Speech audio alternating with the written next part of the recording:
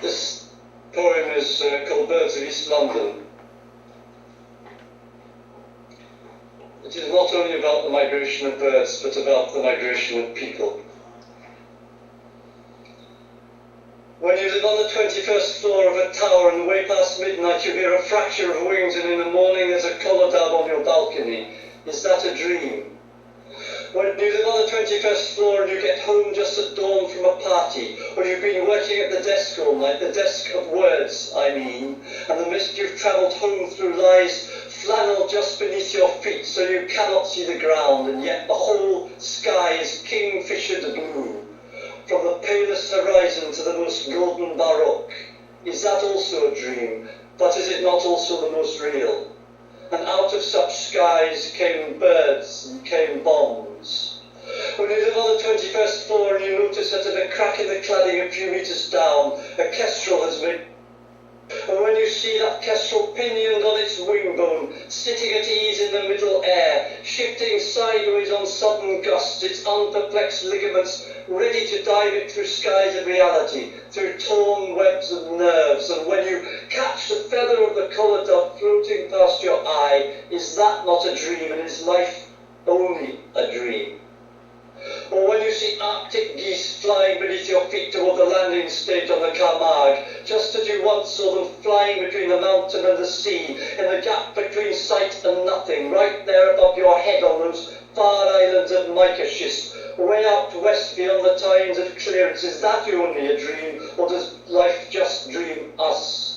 And language has broken down, language has been bandaged, like the sun, like the bandaged sun, and we speak in chunks of betrayal words, when language itself has become. Or when at eye level from your balcony you see black duck doing in the fine drizzle, turning their sleek bodies in the sun as they bite tiny insects simply for sustenance, is this just a dream of life? Or the gannet that plunges down cliffs of light as a brook lift might down shafts of dark, and breaks the surface of the curdled water, leaving its tongue's graffiti on the shoal beneath, having picked out just one fish for its gizzard and gullet. Oh my toppled sanity, oh my Maytime market, oh my bridge of dreams. Or as a cormorant might fly straight at the sun, and either it will crinkle and fit in the black heats, or else it will heal the sun's bandaged wound. For this is what birds know that we no longer know. Or the storm petrel sleeping on the heave of the ocean, giving countenance to the wreck and the rack, waiting for the spigot or flag of seaweed, or the onrush of maritime tide. One time in my house on the burnt island, a wren deep dived by a buzzard fled in through my blue open door, but then was as bone burst by human space as by any beak or claw, though I spoke to it in bird words from the peace of my heart, and I cupped it in my hand until off it flew. But my mind was a burnt island, as is everyone's in this bruised world, or in this world of bruised minds, or is everyone just a dream? When you live on the 21st floor and the old Ukrainian man 12 floors down keeps racing pigeons on his balcony, Poppa he is called, and he sings lullabies in the sunlit pub on Cable Street, the pub that is not yet shut down, and his pigeons fly in wide arcs in circles from his balcony, but they cannot return into the village nearly robbed. Shh, shh. This is his mother, hugging him close, shielding his eyes, clasping him to her body, lest he moan or whimper when the partisans piss in the bushes she's hiding him in, as they pass through the burnt village. Psh! Is this then just a dream? Or when you live on the 21st floor and you see two cormorants sweeping the sky, making wide arcs of their own choice, bargaining with no one and compromising nothing, what in their bone structure do they know that we will never know? What in the balance between their gut and their eye? And suddenly from sweeping the city they streak and scud from one sector of the city to another, from one skerry to the burning sun.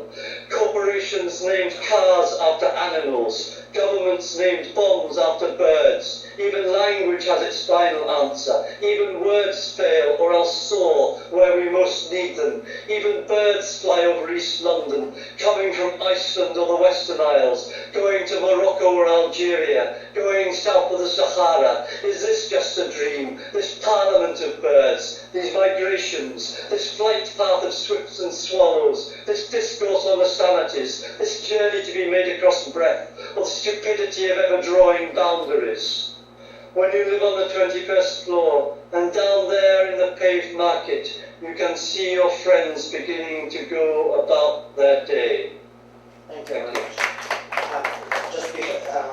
Mr. Sayegh, just before you read your translation, I'd like to ask Mr. Watts to choose one more short poem, preferably, just for the sake of time, so that we could open the floor for more discussions. Okay, or for discussions, actually. Thank you very much. That's fine, we had one more, so that's good. Okay. Yeah.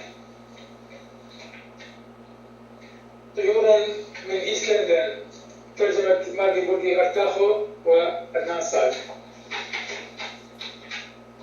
عندما تسكن في الطابق 21 من برج العمارة وقد مضى وقت طويل من منتصف الليل وأنت تسمع تكسر الأجنحة وفي الصباح هناك يمامة مطوقة على شرفتك. هل هذا هو حلم؟ عندما تسكن في الطابق 21 وتصل المنزل عند بزوغ الفجر تماما من حفلة، أو كنت تعمل في المكتب طيلة الليل، أعني مكتب للكلمات، وعبر الضباب كنت قد رحلت إلى البيت وقد وضعت الحجاب المخادع تحت قدميك فقط، حيث لا يمكنك رؤية الأرض، ومع ذلك فكل السماء هي شقاق أزرق كلون الرفراف. من الأفق الأفتح حتى الباروك المذهب الأكثر. هل هو حلم أيضا؟ لكن أليس هو كذلك الأكثر حقيقة؟ وخارجا من هذه الأجواء تأتي الطيور والقنابل. عندما تسكن في الطابق 21 وأنت تلاحظ أن ثمة تشققا في الكسوة على بعد بضعة أمتار إلى الأسفل، وقد صنع العاشوق عشه. وعندما ترى ذلك العاشوق جالسا على مفصل عظم جناحه بارتياح وفي منتصف الهواء محولا جانبا على الرياح المفاجئة أربطته غير المختارة جاهزة لأن تغوص به خلال سماوات الحقيقة عبر شبكات الأعصاب الممزقة. وعندما تمسك ريشة اليمامة المطوقة عائمة عبر عينيك، أهو ليس حلما؟ وأهي الحياة مجرد حلم؟ أو عندما ترى أوز القطب الشمالي تطير تحت قدميك نحو مرحلة الهبوط فوق كومارغ، مثلما رأيتها تحلق ذات مرة بين الجبل والبحر في الفجوة بين الرؤية واللاشيء، هناك بالضبط فوق رأسك على تلك الجزر البعيدة من الصخور اللامعة، خارجا إلى الغرب إلى ما وراء أوقات المشردين. أهو مجرد حلم أم نحن إذن حلم الحياة؟ اللغة وقد تعطلت، اللغة التي ربطت مثل شمس مضمدة، ونحن نتكلم بمقاطع من كلمات مخادعة. عندما اللغة وقد غدت نفسها، أو عندما تكون بمستوى العين وأنت ترى من شرفتك اندفاعة طيور الخطاف السوداء وهي تمر بلذاذ خفيف أو مستديرة بأجسادها الملساء في الشمس، فيما تعض بعض حشرات بالغة الصغر للقوت فقط. هذا هو مجرد حلم للحياة؟